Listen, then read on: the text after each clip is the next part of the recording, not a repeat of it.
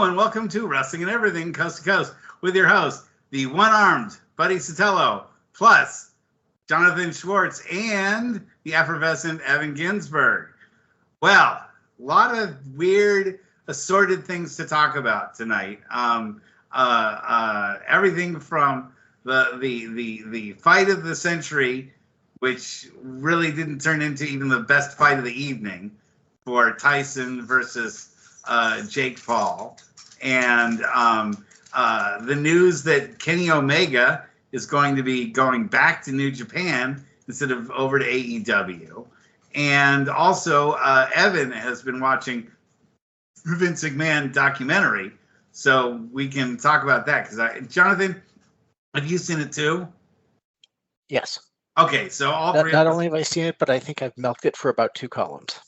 Okay, well, that's true. Yes, I know you mentioned, but I didn't know if you'd seen the entire series or not. You know, some people, all they could take it in small doses.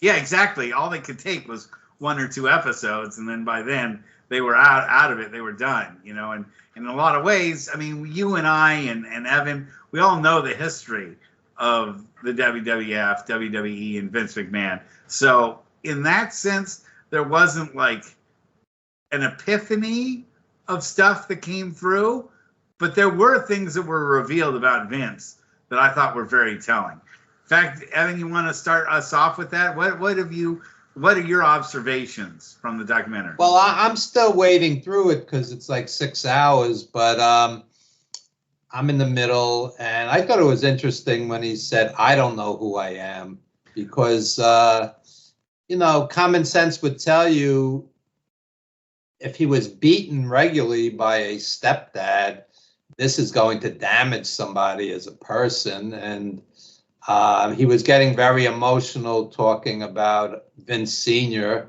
that finally his dad said to him that he loved him. So you saw him more as a human being as opposed to just a ruthless corporate monster, because he was letting you in a little about some of the pain he experienced, which doesn't excuse. Don't worry, by episode 6, he goes back to being a heartless corporate monster anyway. So it doesn't last. No, I'm just saying none of that. There's plenty of people that have suffered in their life in various capacities, and it doesn't mean you become a, ruthless greedmonger. And my dad died when I was 20. And he was 57. That was no picnic. My mom was in and out of mental hospitals. People go through stuff and they don't become pricks. So, Yeah, eventually you have to take the personal responsibility to stop the chain. You have to just say, it ends with me. I know I had to suffer, but I'm not going to make my kids suffer just because I had to suffer. There's that terrible part of humanity that feels that if I had to suffer something, then the next generation has to suffer like I did, or it's not fair. My dad felt that way about my brother and myself, about religion. He threw, all the 3 of us are all Jewish. And my dad made me go to Sunday school. He made me go to Monday night school. He made me get bar mitzvah and learn Hebrew and all of those things. And they meant nothing to me. They didn't mean anything to me. It was a punishment to me, and not something that I did because it meant I loved it or anything like that. You know yourself that I didn't give an official bar mitzvah to my kids, and I didn't go and take them to temple. They've never been inside a synagogue in their lives. They don't know 1 word of Hebrew, and they're still good kids, and they've lived fine. But I feel like I've broken that cycle of repressive religion on them, because my dad did it to us because his father did it to him. Jonathan, your thoughts? Well, I think we've taken a sharp left away from pro wrestling, but leaving that aside, what I will say to that, and I completely validate your experiences. I've never met your dad. I don't know the full story. You'd have to do a seance to meet him. Yeah, not having a Ouija board, but you were able to make a decision for yourself about what you believed and what you didn't believe, and which part of it you wanted to take up and which parts you wanted to leave behind because it didn't work for you, on the basis of having a certain amount of knowledge. So, as much as the experience of going to Hebrew school or bar mitzvah, all of that may have sucked for you, you were able to make an informed decision about how it is you wanted to live your life going forward. I wouldn't say that my experiences have been anywhere near as traumatic as yours seem to be, but I kind of make my choices on that front, and I feel solid in them because I've got whatever grounding I do have, and I'm allowed to, and I'm empowered, I guess I would say, to choose what it is I decide to take forward or not, along with my wife who has her own take on it. So it's always kind of going to be a blend of the traditions and the values and the beliefs that we have that we're trying to instill in our own kids. So I'll also say that I've got, friends and family from pretty much the whole spectrum of religiosity and observance. And much as I will say some things work for me better than others, I will also say I know an awful lot of people who take great comfort from it, who appreciate the traditions, who appreciate the stories, who believe with all their hearts, and the world makes sense for them in a way that it doesn't necessarily for somebody who doesn't buy into it. And I'm not one to kind of poo-poo that either. My whole deal is pretty much live and let live. As long as you're willing to let me do my thing, by all means, go believe whatever you want to believe, observe whatever you want to observe, teach your children as you want to teach them. Just make sure you teach them that whatever it is they believe doesn't trump whatever anybody else believes. And they have no right to hurt anybody on the basis of those beliefs. Having your thoughts. I was not bar mitzvahed because the neighborhood was so dangerous. I grew up in East Flatbush, Brooklyn. You would have got mugged just walking to the one remaining synagogue. So I had a different experience. My mother was kosher, when she was young, and I never grew up religious for that reason. But I have friends that run the gamut, like Jonathan, from very religious to atheist leaders. So whatever works for somebody is fine. If they find comfort in their religion, somebody dies and they're in a better place or whatnot, whatever, comforts them, it's not necessarily a bad thing. And if somebody else doesn't believe or doesn't believe as strongly, that's up to them. And, kids can make their own decisions too. But I'm talking less in general and more specifically to you. Like, when was the last time either one of you were in temple? Usually for some kind of funeral or whatnot. Yeah. Yeah. What about you, Jonathan? I was at a wedding a couple of years ago. But only because someone invited you and you were there to. Oh no, I was crashing. Crashing. I'm kidding.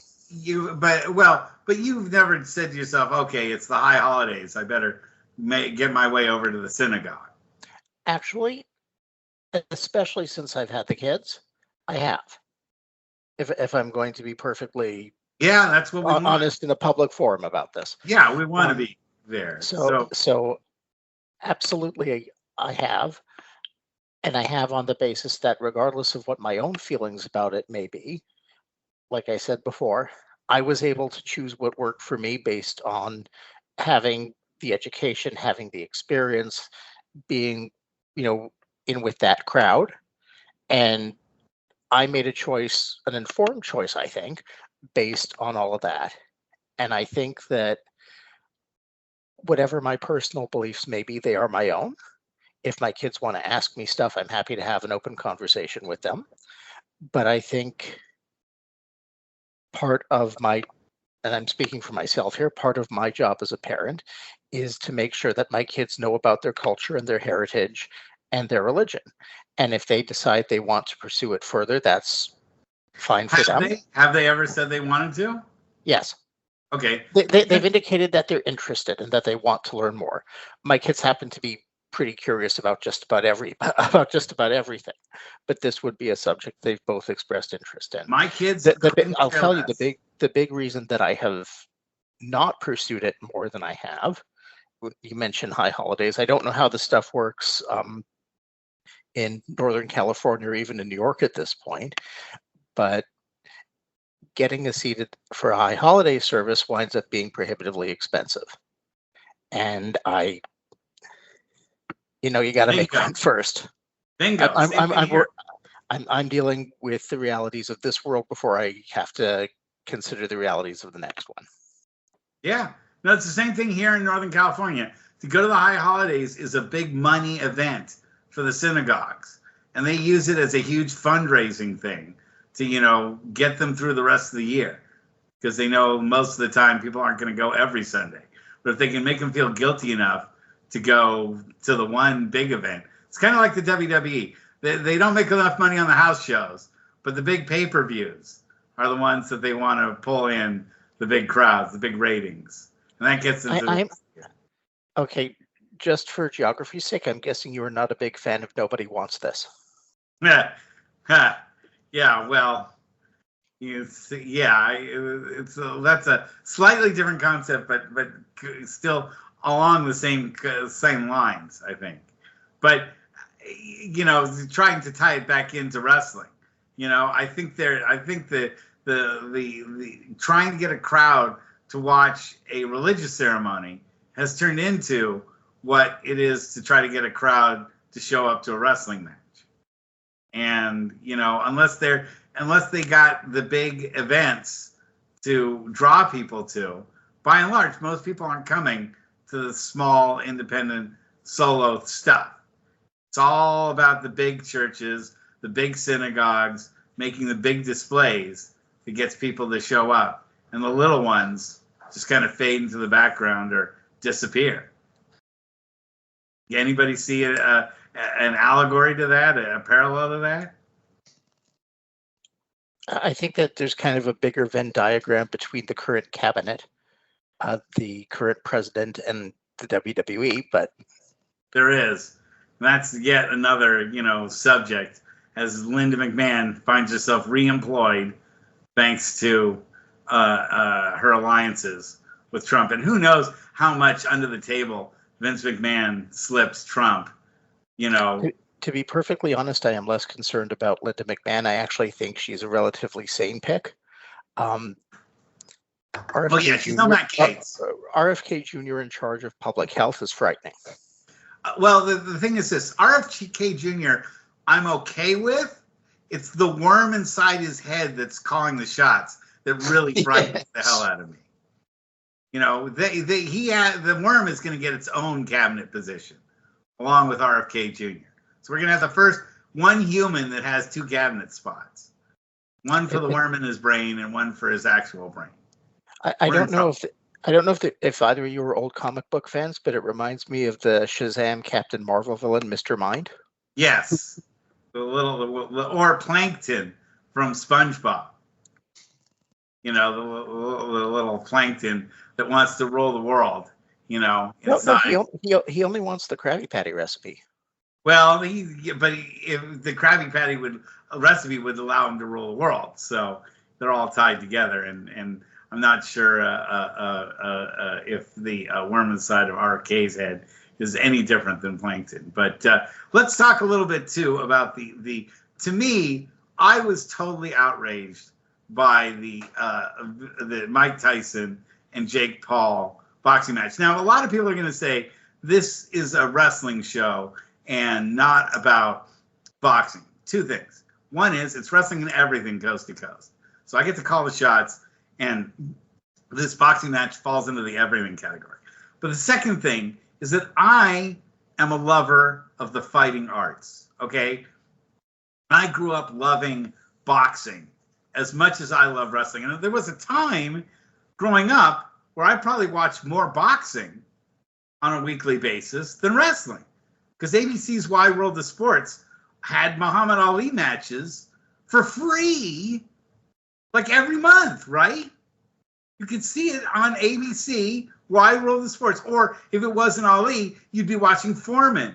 You'd be watching Joe Frazier. You'd be watching Sonny Liston. Well, I wasn't watching Sonny Liston, but you get the point, right? That it was always someone really important. Guys now that, obviously would be part of a gigantic pay-per-view schism or whatever. If, think of what Muhammad Ali would have done had he been able to have such things as a pay-per-view to his legacy. Well, they had closed circuit back then. I know, but that's not nearly as profitable as what you get with a pay-per-view audience or what Netflix was able to do. Netflix had 60 million viewers. That's unheard of today. And 59.99999 of them, or 59,999,999 thought that was a lousy card. It wasn't a lousy card. It was a lousy main event. No, I will argue and say it was a lousy card because you should not have 4 hours worth of pablum before you have the main event. If they the Serrano Taylor match was a great match. I didn't like the decision, but it was a great match. And the other title match was a great match, and the decision was controversial also. Then you have those hang on. matches. Sorry, hang on. Yes. So, was there a ton of filler? Yes. I think that the issue is less the quality of the undercard bouts, which were pretty good. That the women's match was very good, I thought. You only needed 2. Hang on. Let me finish. Yes. Canadian getting steamed here. The fact that there was so much time before you get to the main event, and the fact that the main event itself deliberately, I think, went the full 8 rounds, is part of Netflix's business model. If you look at Netflix, at least up here, recently changed the way that they charge for their service. So they added commercials where it used to be a commercial-free service. The only way Netflix gets paid off of that is if they get to show all the commercials, which means there's an incentive for them to make the show as long as possible, which is why they drew out the fights as long as they did, why the main event. I mean, Tyson got paid per round. So Tyson had a perverse incentive to go the full 8 rounds and take it easy on Paul if he could have knocked him out in the first place, and vice versa for that matter. I don't think he could have. I mean, with all due respect, I mean, Mike Tyson, 1985, 1988 is one of my picks for the greatest fighter ever. Obviously nowhere near the longevity or the style of Ali, but just in terms of a pure brute force of nature, next to Sonny Liston, he's my favorite. I will say, as a guy who watched Ali in his prime, Ali would have schooled even a young Mike Tyson. He would have been able to, because Ali had one thing that Tyson never had. Mike Tyson, 85 to 88, Mike Tyson in his prime, would he have hit Ali? Because no. If he hits Ali, Ali goes down, I think. He wouldn't have, and Ali could take those hits because he took them from guys like Ken Norton Sr. and a young George Foreman, who were just as powerful as Tyson in his prime. But he Ernie Shavers was a power puncher too. Yeah, he was able to take shots from incredibly huge guys. They were incredibly strong and incredibly ferocious. But he had one thing that Tyson never had, which was technique. Tyson never had boxing technique, ever. He had technique the way that the Ultimate Warrior had technique when he went to the ring and just ran the ropes and just did a shoulder block, then a clothesline, then the body press, then the flying leap on somebody. That's not technique. That's a routine. And that's all Tyson ever had. Because when he went up against Buster Douglas, who could barely fight but had the ability to take a shot, Tyson was done, and he's never been as good a fighter. Tyson was also partying real hard at that point, and he wasn't in shape for the fight, and he didn't take the guy seriously. And Buster Douglas, by the way, walked away with about $100,000 when the smoke cleared after King and his son got done with him, allegedly. $100,000. Sure, yeah, and he lost the next fight that he fought, and he was no longer champion, and he just becomes a little footnote on the. But I do agree with you, Jonathan, that they obviously were more interested in making the night go long. First of all, to have 4 fights, okay, before you get to the main event. And you're starting the event at 5. So that meant 5 Pacific time. So that's 8 o'clock Eastern time. I hate to tell you, the prelims started 5:30 Eastern time. There were prelims on YouTube. I was watching from 5:30 to 1 a.m. basically. Yeah, same. Yeah. And at that point, weren't you at some point in time around midnight, like trying to keep your eyes open in a stultifyingly slow and uninteresting boxing match? I saw by the second round that Tyson didn't have a chance. I could see he had no legs. And Andre Ward was saying the same thing when he was calling the fight. And you just, it was the shell of Tyson. It was like watching Ric Flair in that horrible match when he was 73. And Ali and Holmes, Ali and Berbick, just sad. It was sad. And you could spin it any way you want. He looked great and he lasted 8 rounds, but it was a sad spectacle and it left you with a bad taste in its mouth. And as someone who's a huge boxing fan, even more than wrestling at this point in my life, to have 2 title matches on the undercard have really absurd, decisions to the point where the announce team during one of the prelims, they actually said, he's the hometown promoter's guy. Yeah, they actually said that. That's how blatant one of the judges' cards were. And Serrano had over 100 more punches than Taylor. But, if you really know boxing, sometimes they'll go, one landed more punches, but one landed harder punches. But I didn't see it that way. Everybody, the announce team and myself and everybody in the audience thought Serrano won. So, that would fly in the face of the Jake Paul decision, which was he didn't hit Tyson with any force. It seemed like Tyson was barely at all touched. He got hit a bunch of times, but he was not hurt. He was not staggered. There was no standing 8 count. Jake Paul's not a world-class boxer. He's a world-class promoter. Yeah. Promoter. And he has no technique, and he has no killer instinct, and he looked like he'd been vaping all night long. And I know Tyson Fury's brother beat Jake Paul. Jake Paul's a mediocre boxer, but he's a internet sensation, and he knows how to promote a show. Jake Paul is basically 21st century Andy Kaufman. I mean, he's a big, strong guy in shape. You have to give him that much, but he's not a great boxer. He's inexperienced. And how about, let me also bring up the ring entrance for Jake Paul, which I know is something that just probably glosses under everybody. But to me, even the WWE looks at that ring entrance and goes, guys, that's a little bit too self-indulgent. To be on the back of a convertible that is going 0.00000.1 mile per hour down a 2-mile stretch to the ring. And it worked for the Honky Tonk Man at WrestleMania 6. Okay, and and his driver of said Cadillac was Diamond Dallas Page. Right, and he had Peggy Sue in the back, so at least you had something to look at. Meanwhile, Jake, is just sitting there.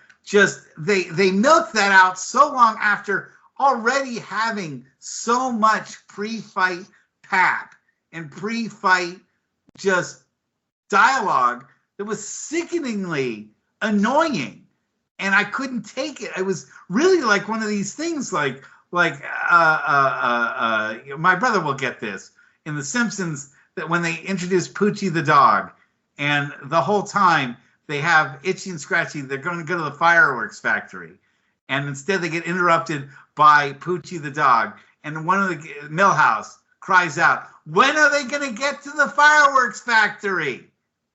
They never do, by the way. They never do. The other side of it is when you had Mayweather and Pacquiao, you spent $100 for a stinker This I spent $6.99, and you had 2 excellent undercard matches. So it's not as bad as we're making it out to be. The main event was bad.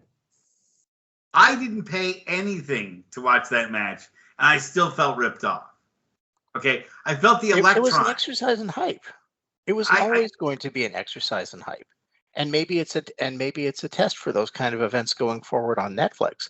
But the whole purpose of it was just to draw eyeballs. Nobody in their right mind thinks that Mike Tyson, at almost 60 years old, is going to be in any condition to fight for real. The truest moment of that entire evening when it comes to that fight was Mike Tyson walking away from an interview and mooning the entire audience.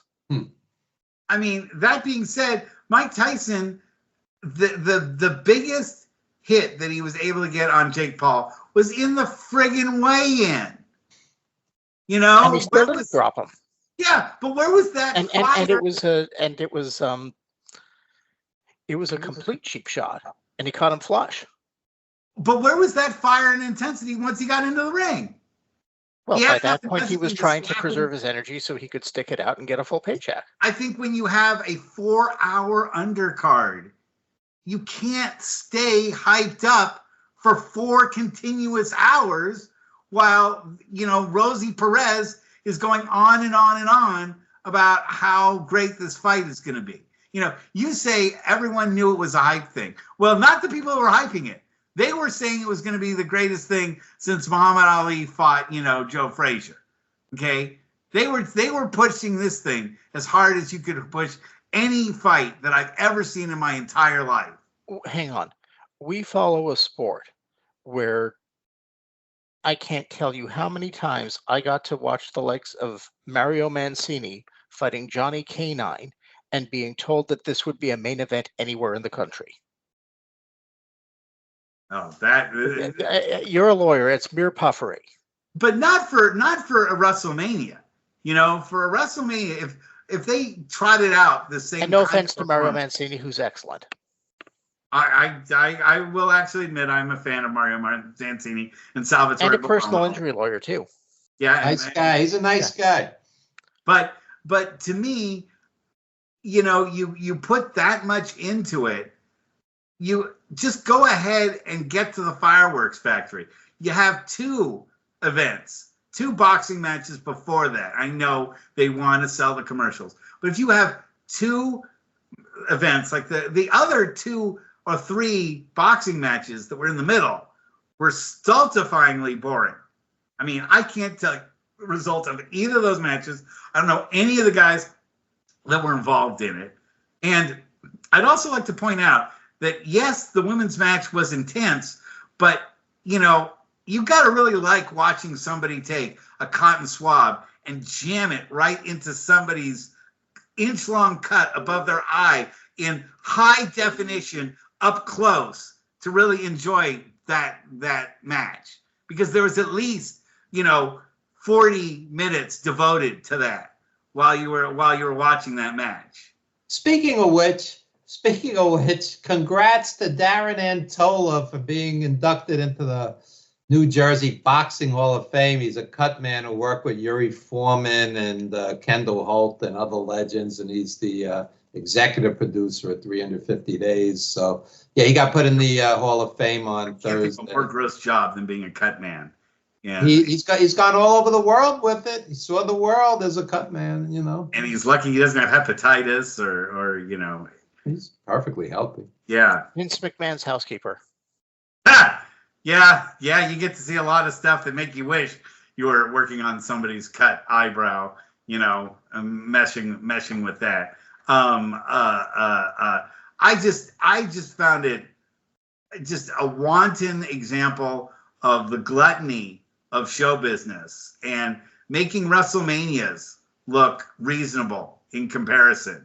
And yeah, it's not as bad as the fights where somebody would just knock somebody out, but at least when it'd be a fast match, but there'd be a knockout, you'd have the exciting highlight of somebody getting knocked out. Tell me that there was any highlight from the Tyson Jake Paul match. What was the highlight of that? Jake Paul bowing to him right before the fight ended. That was the only thing worthwhile in the whole fight. Tyson should have friggin' got him in a headlock and DDT'd him. They trained him in WrestleMania 10 against Bam Bam Bigelow. He knows a few moves. That was Lawrence Taylor. Yeah, it was Tyson was like guest ref. Yeah, he was like guest ref for that. He wasn't really wrestling. Yeah, but I'm saying, he could have done something to make it memorable. I mean, but when you talk about actually action in the ring, there's not one thing that happened in 8 rounds that I would call memorable. Oh, it was a stinker. It was a stinker, no doubt. Yeah. So I don't know. I personally am not going to get hooked into another heavyweight boxing match again. And I really don't care what Jake Paul does from now on. He can just friggin', explode into a million pieces or, launch himself into the sun for his next influencer moment. I'd like to see Jake Paul against 98-year-old Dick Van Dyke, who's very spry and wily. Or maybe better footwork. Yeah, maybe Springsteen. He's 75, and a 3-on-1 to throw Jimmy Carter in there at age 100. Jimmy Carter's 100. I think that would be a good matchup for Jake. They would do big numbers on Netflix. Yeah, he gets to impale him with his fist. Ric Flair, he could wrestle Ric Flair. So, what do you guys think about Kenny Omega's decision to go back to New Japan? Great. I love Kenny Omega. And for all the old school fans who do he's just a spot monkey and Ospreay's just a spot monkey, it's bullshit. These guys are artists and you don't get it. And the fact you don't get it or don't want to get it, it's on you. I mean, the guy's great. Omega and Okada, their series in Japan was magnificent. And the fact that you don't appreciate it doesn't negate it. And I appreciate it. Don't say me. I'm using universal. Yeah, you. it's a Russell you. I love Kenny Omega. I love Will Ospreay. Fans were bitching that the Young Bucks are in the Wrestling Observer Hall of Fame. Those guys, when they're in feud mode, they're great also. When they're in silly 37 super kick mode, not as much. But the Young Bucks are great too. The fact that, you lost interest after 1984 doesn't negate everything that came afterwards. Jonathan, what are your thoughts?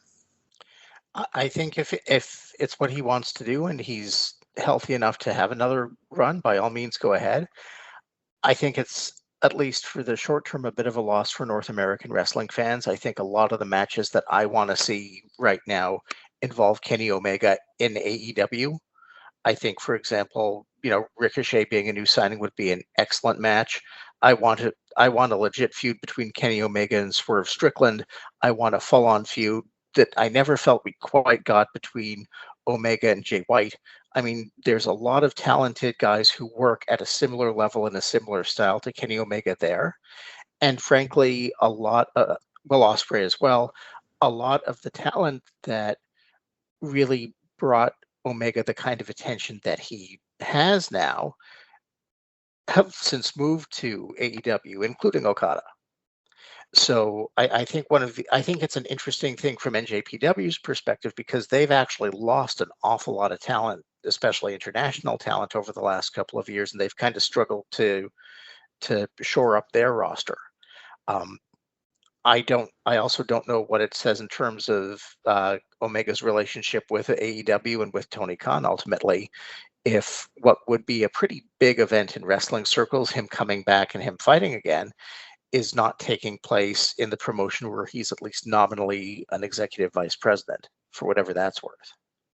Yeah, I wanted to see if you guys think this is a major loss for AEW. I think it is. I think he might have ring rust too, and might want to, save his pay-per-view main events in AEW for down the road. I find that AEW, it's one extreme or the other, and I'm a fan, don't get me wrong, but they've made huge stars out of Swerve Strickland and MJF and Orange Cassidy and a couple of other guys. And then there's guys like Jay White and Okada who are a shell of what they were, a shell. where the great matches are non-existent or few and far between. Jay White was the champ over there, and he's just another warm body in AEW. And Okada's doing bad comedy, and he's doing 6- and 8-man matches. And you would never know how great Okada was if you hadn't seen his New Japan work from what he's doing there, and it's a shame. And I think that you put your finger on it. Oh, go ahead, Jonathan. I was going to say, I really wonder what Okada must be thinking. Okada, I guess about 10, 15, maybe even more years ago, had a run when he was a much younger wrestler getting established with TNA at the time. And, you have this blue chip kind of prospect, and he shunted into a semi-racist, offensive Green Hornet Kato role alongside Samoa Joe. And he was so put off by the experience that he just didn't want anything to do with TNA specifically ever again. And it put him off the North American wrestling scene for a very long time. So fast forward after he has this, legendary Hall of Fame run, and now he's back doing silly comedy. I mean, I guess, maybe as long as the check clears, it's okay. But Nakamura in WWE has publicly said he's happy there, and he's a shell of what he was. Sometimes these guys have put so many miles and on them that they're happy when they're older to have an easy gig and a big paycheck. And I don't get that from Kenny Omega. I don't think that he. No, I'm talking about Okada. But this was all centered around Kenny Omega. And I don't think I think he's doing this more as a shot to AEW. Like, hey, you guys had me at my prime, and what did you do for me? Whereas when I was in New Japan, they treated me like a real star there. And they gave me high-profile matches against top talent, and the booking was great. And even if not, I wasn't as big a star in New Japan internationally, I was the biggest thing they had in the Fed, and they treated me like that. AEW has not treated Kenny Omega. I believe he was hurt for a while he was in AEW. Yeah, he's had 2 extended layoffs with injury at least. Yeah. He was their champion. He was, but I mean, I think that there had to be something going on behind the scenes where he must have asked them to make a big push, and AEW said, we've got too many other guys right now. We can't push you because the roster's full. And just as you pointed out, New Japan has lost a lot of stars. So they could look at a guy like Omega and say, whenever you're ready, we're ready to push you, and we're going to give you a monster push, because basically who else do we have that's, got the same name and reputation and skills that Kenny Omega that you have? And so I think that for him, that was an offer he couldn't refuse. But it's also kind of a sign that AEW has kind of hit that ceiling where they have so many guys that are like, well, we can make a big deal about Kenny Omega, but deep down in their hearts, they know if we did, we'd push him for a month, and eventually we'd have to push somebody else because we have so many people waiting in the wings to be pushed by our Fed. Well, Ospreay is obviously. Actually, I'm going to take that back. I was going to say Ospreay's their guy, but I'm hearing that Orange Cassidy's going to be their guy. That he does the most merchandise, and that's why he's main eventing the next pay-per-view. And I don't get this world. I just don't get it. I like Orange Cassidy. I don't. It's like performance art. I'm not an Orange Cassidy fan, and I've never been, and I just don't get him. I guess some people get his shtick, and they like what he does in the ring. I don't. I just never have. He doesn't. He's like the Young Bucks when he's serious. I've seen him in bloody, serious feud matches, and when he's in that mode, I enjoy it. And other times, when he does the hands in the pockets, and I can take that in small doses. And won't wear any kind of ring gear, and does that just I don't care attitude in the ring. It doesn't appeal to me. But, You know? but you're not a 20-something who that's targeted at. So Yeah, my shoulder reminds me of the fact that I'm not 20 something. Gives me a lot of reminders that, thanks to the shoulder replacement I had this week. But hey, I'm still functioning and I'm not on massive amounts of narcotics, so I feel like at least something's going my way. That's about the only thing that's gone right for me in the last month and a half. So I guess of all That's things, the big one. yeah, exactly. Of all the things that are going right for me, I'm glad that's one of the few things that is. But it's all these disappointments and a couple other sports disappointments have just put me in this terribly bitter mood that like I really can't wait for 2024 to be over. Except 2025 is going to be like 2020, one of those years that I think is just never going to end. I think it's going to be like one long COVID plague, like with Matt Gaetz and RFK Jr. and you forget your boy Trump is getting inaugurated January 20 next year. No, That's going to start off the year. I'm saying, yeah, I'm going to have about 20 days where it'll be okay, moderately okay. And then the rest of it is going to be another downhill slide. And it's going to be a long 4 years, if it even ends after 4 years, since Trump said he shouldn't have left in the first place. And that, he told a lot of people that they would never have to worry about voting ever again if they made him president this time around. So we'll see if there is an election in 2028. Yeah, but that could just be because he's giving Herschel Walker the missile codes.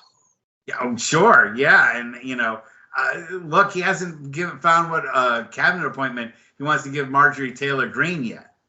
So Department of Space Lasers. Yes, yes, Jewish control, Jew control. They'll have her, be in control of all Jewish people in the United States. Where is that's impossible. We can't agree on lunch. Where's Kid Rock and Ted Nugent and Kane and The Undertaker getting in as far as cabinet positions? And the My Pillow guy.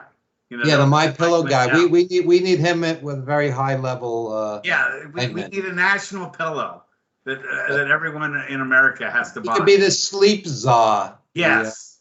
Yeah, put you to sleep, czar, because I'm ready to be I'm ready to just be put in suspended animation and wake me up in 2028 if there's even anything to wake up for. By then, my shoulder should be all right. President Vance? Yeah. Yes. Trump to me is every Connie indie wrestling promoter I've ever met. I don't have any great seething dislike for him. Rubio creeps me out. That guy creeps me out. Well, I have an intense dislike for Trump, and I don't care what the listeners think. So they can all, if they hate it, don't listen to this podcast because you're not going to hear any great Trump stuff between now and 2028. You're only going to hear me complaining. So if you don't like it, go ahead, log out now. I'm not going to miss you. Goodbye. See you. Adios. Russell is requesting that half of our audience leave, our massive audience. I would just like to say I love and cherish you all. The Monte and the Pharaoh show is waiting for you to log in and listen, and they will give you all the pro-Trump stuff that you can possibly handle. You'll hear how he is their God, and that that Vince McMahon is their God. And I hate to say it, they're going to probably wind up being right as far as like their prediction that Vince McMahon will never spend any time for any of the things that he did in that case that they are trying to bring against him for the sex slave stuff. That's all going to get just pushed right under the rug, and it will not see the light of day. I guarantee you that. Now that Trump's in charge, all that stuff's just going to disappear. And once again, Vince McMahon with his Snidely the Whiplash mustache and his jet black hair, and the fact that you haven't seen that part where Evan at the end, but spoiler alert, when they ask him what does he want to be remembered for, and you saw this, Jonathan, of the list of things that he had to say he wants to be remembered for, is that he said at age 78 that he's still sexually active. That was like a really important thing you want to make sure the audience left with. So, I think the documentarians who did that, they should have investigated how Vince stole Wayne Newton's head and how Seth Rollins stole Al Perez's head, because something insidious is going on at WWE. I wish more fans knew who Al Perez was. I was Because that's funny. from Global Wrestling. They won't get the punchline because they're too young to know Al Perez. I watched Al in WCW World Class and in Global, so I do get that joke. I think I used to see him in Philly. He was excellent. I liked him. I caught him in his brief NWA run when he was married by Philly. Gary Hart. Yeah. I Al have Gary Perez. Hart's underrated. Yeah, Gary Hart was great. He was. He was devious. That guy. He looked dangerous. yeah, he I was think, sinister. I think Don Callis is actually channeling Gary Hart. Don Callis is great. Yeah, no, but I think that he's basically playing that same kind of more subtle, calculated evil. It's like- Sinister. I was going to say that, but Jim Mitchell kind of has the market cornered on being sinister, but he He's more grossly over the top, overplays though. it. Too He's more broad. over the top. Yeah. He's more over the top, satanic sinister. Versus, Gary Hart is that seething kind of sinister. Jim Mitchell's great too. I love great heel managers. I wish there were more of them. Well, I what am I going to say? Yeah. I wish they were more of the shtick. I think that Vince is and now the WWE and AEW moved on from that, but I think there's still a reason to have the mouthpiece as part. Some of these guys can't talk. They need them. Yeah, and the other thing is, I mean, if you go back to the WWF pre-Hogan or even like early Hogan, when you had this cadre of managers who would fire off the monster of the week to get a program out of Hogan before the next one came in. You had back in the day when it was the Grand Wizard and Lou Albano and Fred Blassie and Johnny Valiant. Yeah, well, that's moving up to like Bobby Heenan, Jimmy Hart, Mr. Fuji kind of era. But the other thing that I think, though, having that kind of squad of really devious managers does is it provides continuity for the roster. So you have stables. Yeah.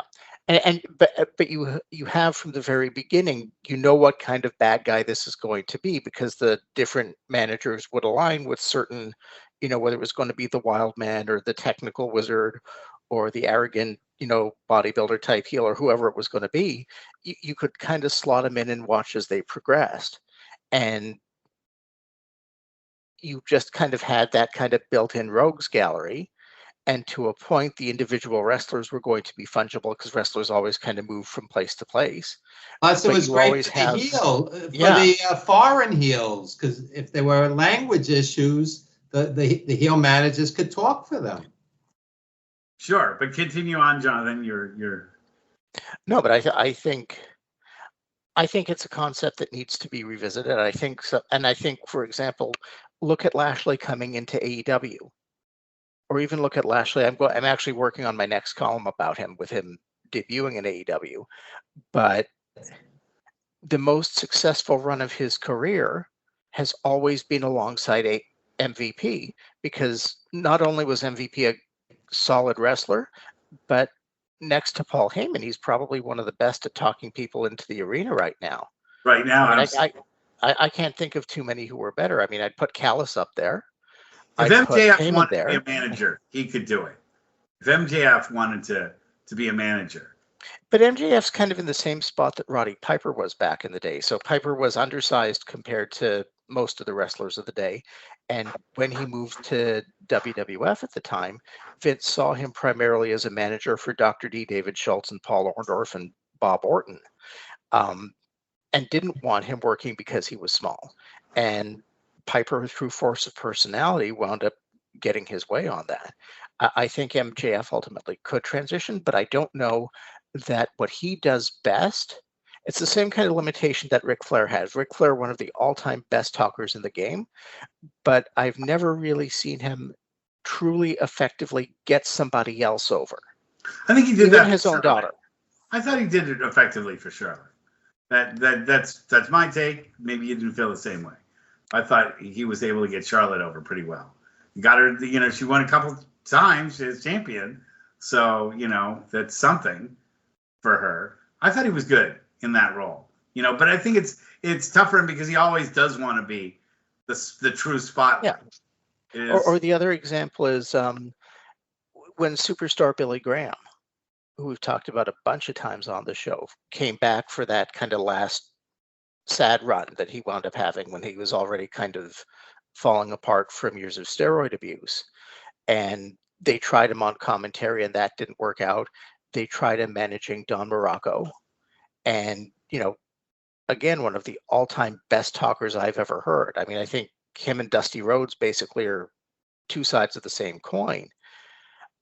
But he wasn't able to translate the ability to get himself over as a performer to getting one of his charges over. Yeah, it's a different thing. It is a different thing to, be your own promoter and then to promote somebody else. And most managers have spent their whole careers getting somebody else over. So it's always their first nature to do that. And in doing so, getting themselves over as part of it, but always having that primary goal to make their talent shine. And by them getting the spotlight by making their talent shine. And I think that is a different skill that you don't see right now, but it's not that it's untrainable or that you couldn't get guys to do that now in this era. It's just that nobody wants to do it because everybody wants to be the star and nobody wants to share that spotlight. I think one of the interesting things about AEW is the sheer number of wrestlers who have a second, whether you want to call them a proper manager or not. But they also seem pretty loaded up on the babyface side. So, for example, we've got Swerve Strickland, who seems to be back being a face now, but he's got Prince Nana by his side. And I don't know. I can think of very few instances. I think Nana works just because he's hilarious.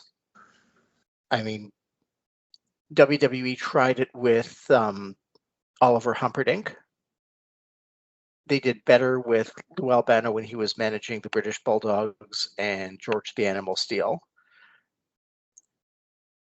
I never got Paul Bearer as a babyface manager, but that's me. But it's, you go back to Arnold Skaaland, but Arnold Skaaland wasn't exactly, the guy who was making up for. Yeah, he didn't really motivate the fans that much. He sat in the corner. He just had a piece of The Office. And they brought him out because he wanted to come out, and they couldn't say no to someone of Arnold Skaaland's importance. But he never did anything as a manager. He was totally ineffective and didn't do anything for the crowd. Didn't work up the crowd. I mean, Bob Backlund was such an ineffective champion in a lot of ways because he had a guy like Skaaland with him, and that they were both not capable of generating any kind of crowd appreciation. Because that just wasn't going to be who they were. But what Skaaland did bring was continuity again, because Skaaland had been associated with Bruno Sammartino for much of his run. Yeah, that's like the rub from Bruno went to Backlund from Skaaland, yeah. And Bruno, from what I've read, depending on what time frame we're talking about, Bruno was more or less cooperative with who the reigning champion was going to be because he didn't want the belt. But Bruno always, from what I've read again, never having met Bruno Sammartino, but whether it was Backlund or Morales or Hogan, if Bruno was going to be on the card, and Bruno was on a lot of their early runs, Bruno thought that he was the draw. He was. He was. Well, I'll tell you exactly what happened. When Bruno was wrestling Zbyszko, Bruno was not the champion. So they would have Backlund wrestling the Samoans solo during the Bruno Zbyszko matches because Bruno was the draw. Bruno and Zbyszko was what everybody was there for. So Backlund didn't even need, a top challenger. So they just gave him one of the tag champs just to fill the spot. And, not that the Samoans weren't great. They were great. But the point But nobody being, believed Afa Sika was walking out the world heavyweight champion.